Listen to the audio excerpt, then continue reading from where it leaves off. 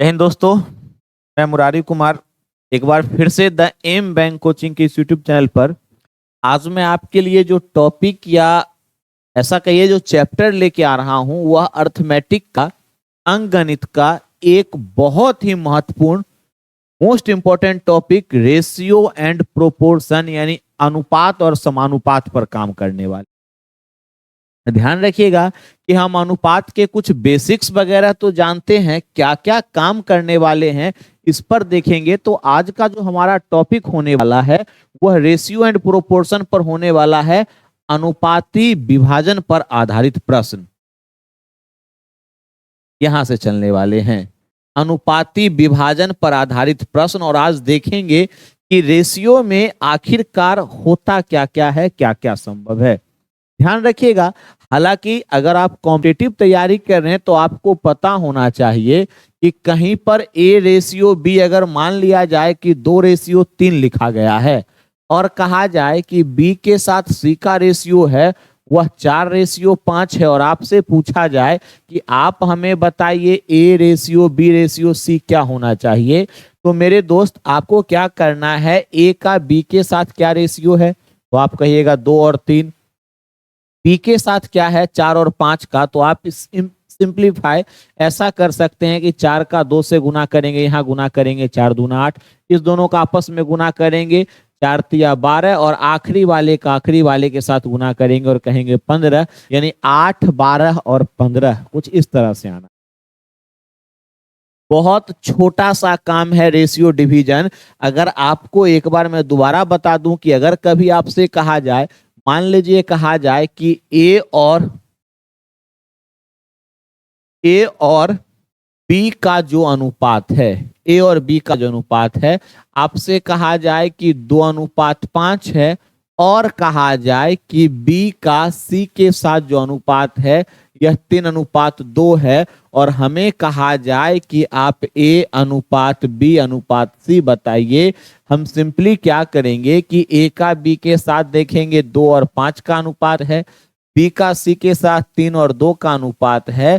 तो दोस्त मेरे हमने क्या काम किया है, गौर से देखिएगा, इस 3 का गुना इस दोनों संख्याओं से करेंगे, यानी 2 से भी और 5 से भी। तो 3 का जैसे ही 2 से गुना करेंगे तो हम कहेंगे 3 का 2 गुना 6, 5 का 3 से गुना करेंगे 15 और आखिरी वाले का आखिरी वाले के साथ और 5 का 2 गुना तो हम कहेंगे 10 और यह रेशियो आना चाहिए।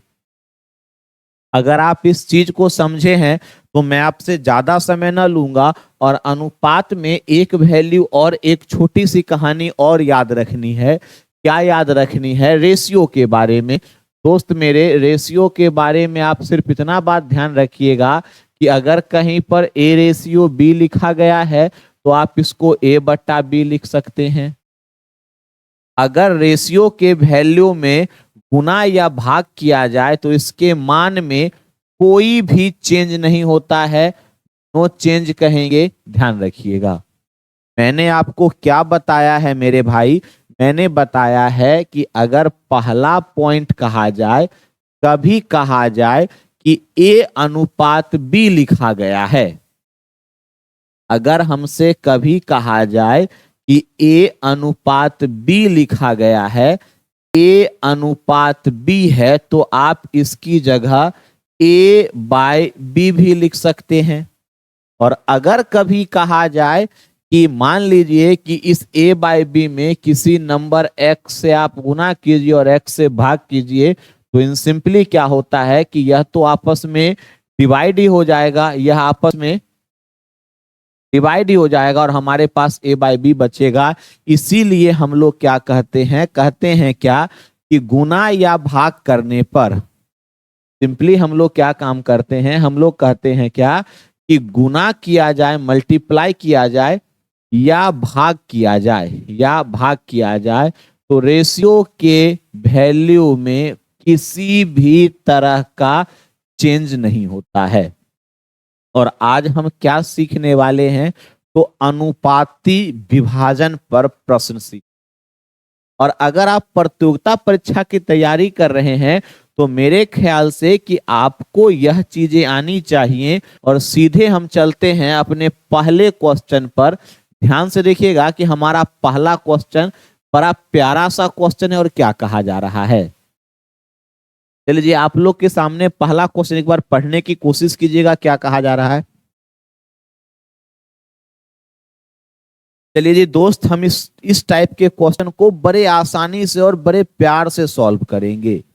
बहुत ही आसान क्वेश्चन है। जब तक इसके लैंग्वेज और कॉन्सेप्ट को ना समझा जाए, तो मान लीजिए क्या कि यह हमारी एक पृथ्वी है और मान लिया जाए और पृथ्वी को दो हिस्सों में बांटा गया है। ऊपरी वाले हिस्सों को नॉर्दर्न हेमिस्फीयर कहा गया है। ध्यान रखिएगा, ऊपर वाले हिस्से को कहा गया है नॉर्दर्न हेमिस्फीयर। हेमिस्फीयर यानी उत्तरी गोलार्ध। हम इन शॉर्ट में लिख रहे हैं कि ऊपरी वाले हिस्से को जो कहा गया है, सबसे ऊपर वाले को नॉर्दर्न हेमिस्फीयर कहा गया है, उत्तरी गोलार्ध कहा गया है। और नीचे वाले हिस्से को दक्षिणी गोलार्ध कहा गया है। एक बार क्वेश्चन पढ़िएगा क्या कहा जा रहा है ध्यान से, कि यह हमारी पृथ्वी है। अगर दो हिस्सों में बांटते हैं, पृथ्वी पर भूमि तथा जल का अनुपात, यानी संपूर्ण पृथ्वी पर अगर बात करें कि भूमि और जल के अनुपात में, तो यह अनुपात है 1:2। अब इसका जब बंटवारा हुआ तो पृथ्वी के ऊपरी हिस्से को हम लोग उत्तरी गोलार्ध का नाम देते हैं और नीचे वाले हिस्से को हम लोग दक्षिणी गोलार्ध का नाम देते हैं। और क्या कहा जा रहा है कि संपूर्ण पृथ्वी पर जो है वह इतना है, उत्तरी गोलार्ध पर भूमि और जल का जो अनुपात है वह 2:3 है। तो दक्षिणी गोलार्ध में भूमि और जल के अनुपात के बारे में पता लगाइए। बस इतना सा क्वेश्चन कहा गया है। ध्यान रखिएगा दोस्त, अगर हम बात करें तो अगर हम 10 से गुना कर दे क्वेश्चन को आसान बनाने के लिए, तो अभी हम आपको क्या बताए हैं कि गुना या भाग करने के बाद मान नहीं बदलता है, यानी भूमि हो जाएगा 10 के रेशियो में और जल हो जाएगा 20 के रेशियो में। संपूर्ण पृथ्वी पर यह हो जाना चाहिए 30 के रेशियो। अब जब हम 30 का बंटवारा करेंगे तो 15 हिस्सा आपको आ जाएगा उत्तरी गोलार्ध में और 15 हिस्सा जाएगा दक्षिणी गोलार्ध में, यानी 15 हिस्सा वाला आंसर होना चाहिए। तो ऑप्शन नंबर सी और डी खत्म हो जाएगा। अब इस दोनों में से कोई आंसर होना चाहिए। और ध्यान रखिएगा कि अगर हम 15 का बंटवारा करते हैं 2 और 3, तो क्या कहेंगे कि 2 और 3 मिलकर कितना 5 रेशियो जो 15 के बराबर है। तो रेशियो का वैल्यू क्या होना चाहिए 3। और जैसे ही आप 3 से यहां और 3 से यहां, मेरे कहने का मतलब समझिएगा, क्या हम कह रहे हैं, क्या कह रहे हैं कि भूमि और जल का जो अनुपात है 3:2, यानी हमने क्या काम किया है कि 3 और 2 को बांटा है, यानी 15 को 2 हिस्सों में इस प्रकार से बांटा गया है कि 3 और 2 के रेशियो में आ जाए। तो 3 और 2 मिलकर कितना 5 रेशियो, 5 रेशियो का वैल्यू 15, यानी रेशियो का वैल्यू 3 और 3 से गुना करेंगे तो हम कहेंगे यह वैल्यू होना चाहिए 9 और यहां होना चाहिए 6। अब दोस्त मेरे ध्यान रखिएगा, संपूर्ण पृथ्वी पर जल, भूमि और जल का अनुपात 10 और 20 है। उत्तरी गोलार्ध में 9 और 6 है। तो अगर संपूर्ण में से, पूरे में से उत्तरी गोलार्ध का माइनस कर दे, यानी 9 और 6 माइनस कर दे, तो ध्यान रखिए, सॉरी 10 20 है, 2 और 3 है, माफ कीजिएगा यहां पर गलती हो गई, थोड़ा सा ध्यान रखिएगा, थोड़ा सा। यह जो अनुपात है, यह जो अनुपात है हमने लिखने में गलती किया है, यह 2:3 है। और उसके बाद हम काम करेंगे तो 3 से गुना करने के बाद यह वैल्यू 6 और यह वैल्यू 3 से गुना करने के बाद 9 आना चाहिए। और संपूर्ण में जब हम माइनस करेंगे 6 और 9, तो ध्यान रखिएगा 10 में से 6 जाना चाहिए तो 4 और 20 में से 9 जाना चाहिए तो 11, यानी दक्षिणी गोलार्ध में जल और भूमि का जो अनुपात, भूमि और जल का जो अनुपात होना चाहिए, पहले भूमि फिर जल, ऑप्शन नंबर ए 4:11 आना चाहिए। अगर आपको इस टाइप के सवाल को समझने में थोड़ी सी भी परेशानी है तो सेम पैटर्न का एक और क्वेश्चन है और हम लिए चलते हैं उस क्वेश्चन की ओर, देखते हैं कि आप उस चीज को समझ पा रहे हैं या नहीं। हमसे कहा जा रहा है पृथ्वी पर, ध्यान रखिएगा कि हमारी जो पृथ्वी है कुछ मान लीजिए कि इस प्रकार से पृथ्वी की बनावट है। समझने की कोशिश कीजिएगा, दो हिस्सों में बांटा गया। ऊपर वाले हिस्से को हम लोगों ने नाम दिया उत्तरी गोलार्ध और नीचे वाले हिस्से को हम लोगों ने नाम दिया है दक्षिणी गोलार्ध। कहा जा रहा है संपूर्ण पृथ्वी पर भूमि का मतलब होता है लैंड और जल यानी वाटर का जो रेशियो है वह 3:4 है। जब सृष्टि बनी तो हम ऐसा मान लेते हैं कि ईश्वर ने पूरी धरती के लिए लैंड और वाटर यानी भूमि और जल का अनुपात 3:4 रखा। अब जब यह हिस्सा पृथ्वी के पास आया तो दो हिस्सों में बांटा गया। ऊपर वाले को कहा गया उत्तरी गोलार्ध और नीचे वाले को कहा गया दक्षिणी गोलार्ध। और बांटने का जो तरीका है उसमें कहा गया है कि दक्षिणी गोलार्ध में, ध्यान से, दक्षिणी गोलार्ध में भूमि तथा जल का अनुपात 2:3 है। भूमि तथा जल का जो अनुपात है वह 2:3 है। आपका उत्तरी गोलार्ध में यह रेशियो क्या होना चाहिए, इस बारे में पूछा जा रहा है। अगर इस पूरी पृथ्वी में हम दक्षिणी गोलार्ध को हटा दे तो उत्तरी गोलार्ध का आसानी से निकल जाएगा। और अब ध्यान रखिएगा दोस्त कि सवाल बनाने का क्या तरीका है। तो हम क्या काम करेंगे, हम काम करेंगे, कहेंगे मान लेते हैं कि 10 से गुना करने के बाद भूमि हो जाना चाहिए 30 और पानी 40, तो संपूर्ण पृथ्वी का जो हिस्सा होगा वह हो जाएगा 70। 70 में आधे हिस्से के लिए बंटवारा तो 35 और बचे हुए के लिए भी 35 है। अब 35 को यह कैसे कैसे बांटे, तो हमारे पास क्या हम देखेंगे, यहां के बाद भी आप सॉल्व कर सकते हैं। बकायदा आपको पता होना चाहिए, क्या पता होना चाहिए कि अगर उत्तरी गोलार्ध में पूछा जा रहा है तो कौन से ऑप्शन का सम 35 होना चाहिए। तो क्या बताइए, यहां होगा 2 और 3, बिल्कुल भी नहीं होना चाहिए। 4 और 5 नहीं होना चाहिए, यहां भी नहीं होना चाहिए। 16 और जोड़ेंगे 19 का तो ऑप्शन नंबर सी आंसर होगा। अब कैसे होगा, अगर आप ऑप्शन से नहीं चलते हैं तो यहां ध्यान दीजिएगा कि कैसे होना चाहिए। आप क्या कह सकते हैं, कह सकते हैं 2 और 3, तो 5 रेशियो का वैल्यू अगर 35 है, क्योंकि भूमि 2 रेशियो में और जल 3 रेशियो में, तो रेशियो का मान क्या होना चाहिए, तो 7 होना चाहिए। और 7 का 2 से गुना करेंगे तो हम कहेंगे 14 और 7 का 3 से गुना करने के बाद यह मान आना चाहिए 21। और अगर संपूर्ण में, अगर आपने संपूर्ण में उत्तरी गोलार्ध का वैल्यू माइनस किया है तो यहां पे आपका वैल्यू 19 और यहां पर वैल्यू 16, यानी 16:19 यह आंसर। बस इतनी सी कहानी है। अगर आप इस बात को समझे हैं तो एक बार नोट कर लीजिए। और एक प्यारा सा क्वेश्चन है, 2017 सीजीएल मेंस का आया गया सवाल है। हम चलते हैं अपने अगले क्वेश्चन की ओर और देखते हैं कि इस सवाल में क्या कहा जा रहा है हमसे। क्वेश्चन अब हम बिना डायग्राम के क्वेश्चन सॉल्व करने की कोशिश करेंगे।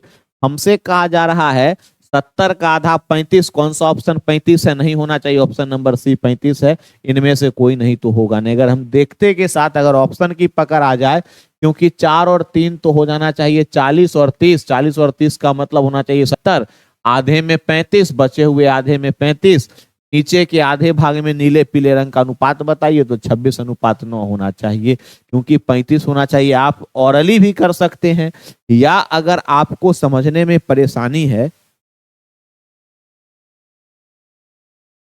परेशानी है तो ध्यान से देखिएगा कि एक पेंटिंग बनाई गई है। एक पेंटिंग कुछ इस प्रकार से, पेंटिंग में कौन कौन से कलर, तो ब्लू कलर का ब्लू का और येलो कलर का जो यूज हुआ है वह कहा जा रहा है 4 और 3 के अनुपात में है। तो आप ऐसा मान लीजिए कि यह 40 और 30 है, तो सब मिलाकर कलर कितना यूज हुआ, तो आप कहिएगा 70। 70 में आधा हिस्सा यानी 35 ऊपर जाना चाहिए और 35 हिस्सा नीचे जाना चाहिए। क्या कहा जा रहा है, यदि ऊपर के आधे में यानी ऊपर के आधे में नीले और पीले रंग का अनुपात 2:3 है। क्या मतलब है कि 2 और 3 क्या होना चाहिए, तो 5। और अगर 5 रेशियो का वैल्यू 35 है तो रेशियो का वैल्यू क्या होना चाहिए, 7। और जैसे ही आप 7 का इंटू करते हैं यहां पर, तो यह वैल्यू जाना चाहिए 7 दूना 14 और यह होना चाहिए 21। अब संपूर्ण में अगर आधे का घटा देंगे तो ऑलरेडी नीचे का हिस्सा हमारे पास अपने आप निकल जाएगा। तो हम कहेंगे क्या कि संपूर्ण इतना, इसमें 14 और 21 का माइनस करते हैं। तो ध्यान से रखिएगा, यहां पर वैल्यू होना चाहिए 26 और यहां होना चाहिए 9। ऑप्शन नंबर सी हमारा आंसर आएगा।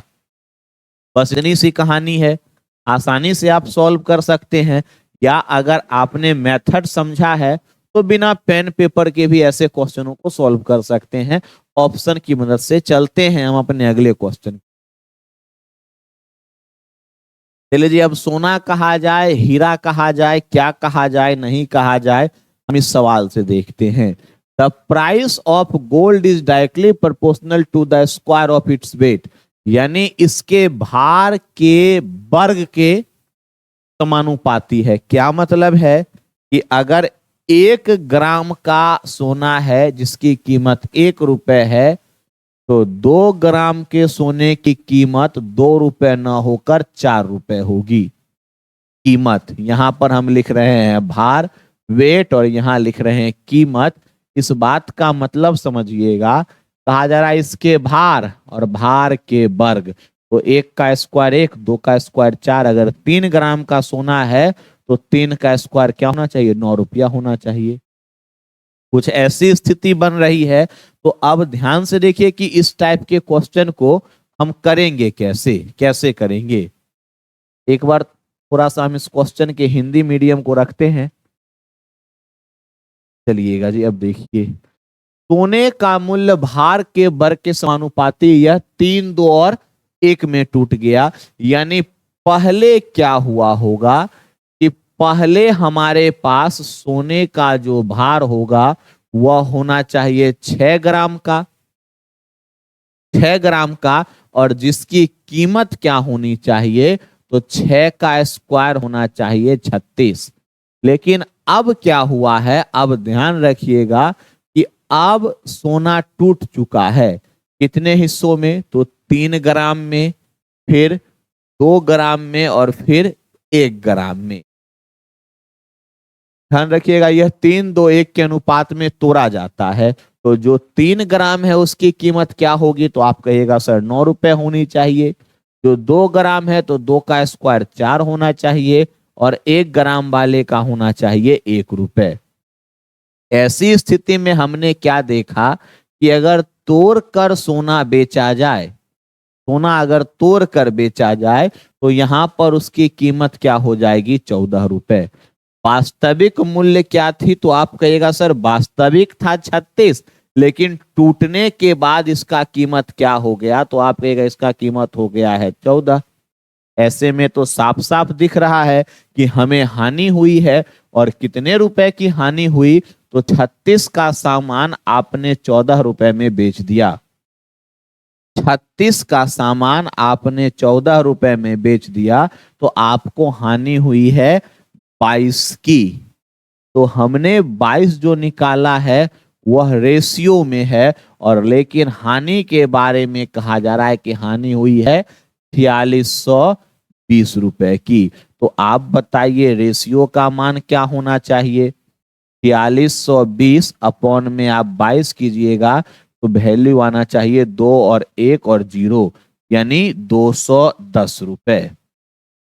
कहा जा रहा है मेरे दोस्त कि आप हमें मान बताइए, क्या मान बताइए कि पहले पहले पूरे सोने का मूल्य क्या था। हमने क्या निकाला है, 36 और 36 का गुना जैसे ही 210 से करेंगे तो 6 जीरो और 3 दूना 6, यानी हमारे पास 7560 रुपए होने चाहिए। Option number B is the right answer. देखिएगा ध्यान से, पहले क्वेश्चन को हमने बड़े आराम से बताया है। अब क्या काम करते हैं कि हम ऐसे एक और क्वेश्चन को करते हैं और थोड़ा सा तेजी से स्पीड में काम करेंगे। चलिए जी, देखा जाए क्या कहा जा रहा है। फिर से एसएससी के एक अच्छे क्वेश्चन पे चल रहे हैं।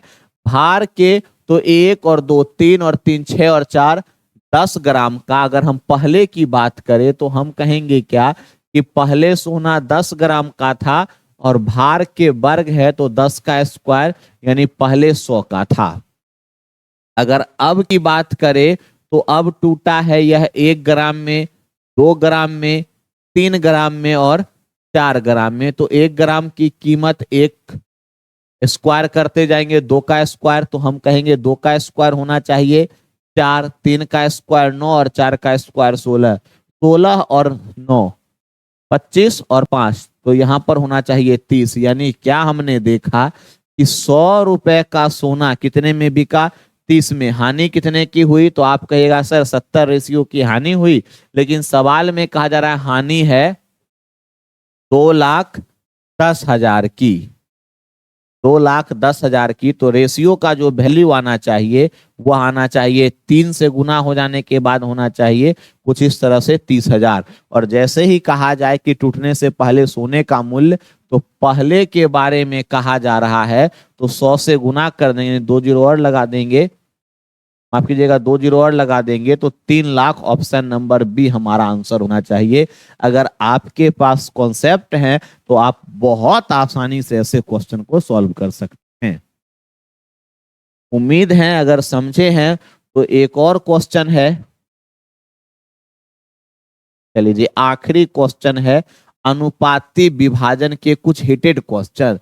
इस बार सोना की जगह हीरा कहा है और हीरे का मूल्य ध्यान से उसके भार के वर्ग के समानुपाती है। 4 भाग में बांटा गया है, यानी 4 भागों में टूटा है, 1 ग्राम, 2 ग्राम, 3 ग्राम और 4 ग्राम। तो टूटने के बाद यह स्थिति है, तो टूटने से पहले 4 3 7 और 3 10 ग्राम का था। भार अगर हम बात करें तो यह 10 ग्राम का था और 10 ग्राम के कीमत हो जाएगा 10 का स्क्वायर 100, 1 का स्क्वायर 1, 2 का स्क्वायर 4, 3 का स्क्वायर 9 और 4 का स्क्वायर 16। ऐड करेंगे तो हमारे पास वैल्यू आएगा 30। क्या मतलब है? मतलब है कि 100 रुपए का हीरा कितने में बिका? 30 में। स्वाभाविक बात है हानि हुई है कितने की, तो आप कहिएगा 70 की, लेकिन 70 का जो वैल्यू है वह 1,40,000 है। तो 1 का जो वैल्यू होना चाहिए वह 7 का 2 गुना 14, यानी 20,000 के आसपास होना, 20,000 होना चाहिए। कहा जा रहा है पहले मूल्य बताइए क्या होना चाहिए, कीमत बताइए टूटने से पहले। तो 100 से था और 100 रेशियो का वैल्यू निकालने के लिए आपको क्या करना है कि इस पर चिपका देना है और आपके पास जो आंसर हो जाना चाहिए। इकाई दहाई सैकड़ा हजार 10,000 लाख 10 लाख 2 लाख रुपए। इकाई दहाई सैकड़ा ऑप्शन नंबर ए। बस इतनी सी ही तो कहानी है और आशा उम्मीद और विश्वास है कि आप ऐसे टाइप के क्वेश्चन को बखूबी और बड़े प्यार से कर सकते हैं। बाकी आप जो भी बुक्स या जो भी प्रैक्टिस सेट को फॉलो कर रहे हैं, अगर आपको रेशियो में इस टाइप के क्वेश्चन मिल जाएं तो बहुत आसानी से कर सकते हैं। हम चलेंगे कुछ और बेहतरीन क्वेश्चन पर। अगले क्लास में रेशियो ही टॉपिक रहेगा। वीडियो अगर आपको पसंद आया हो तो चैनल को सब्सक्राइब कीजिएगा, लाइक कीजिएगा और कमेंट जरूर कीजिएगा कि आपको यह क्लास कैसा लगा। हम मिलते हैं अपने अगले क्लास में।